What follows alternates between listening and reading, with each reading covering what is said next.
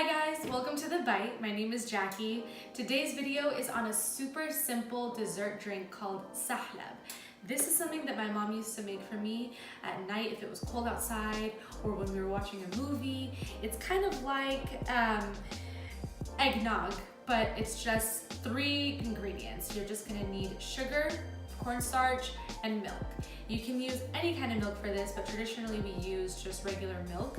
An additional ingredient could be rose water, but as I've mentioned in previous videos of Middle Eastern desserts, I don't really care for that taste in desserts, but if you do, you just want to use it very sparingly because it is quite strong.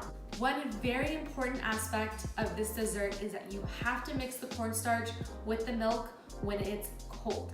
Otherwise, the cornstarch will clump and it won't give you the same smooth effect that a sahlab should have. If you, by chance, forget to put the cornstarch in while the milk is cold and before you start heating it up, you just take a little bit of extra milk and kind of make a slurry with the cornstarch, pour it in, and it'll give you that same effect. This is what it looks like.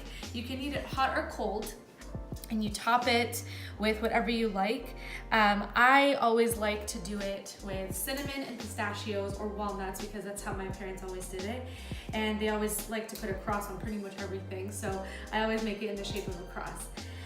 So it's so simple, like ridiculously simple, that you can whip it up in less than 15 minutes and you have a dessert. So let's get into the video.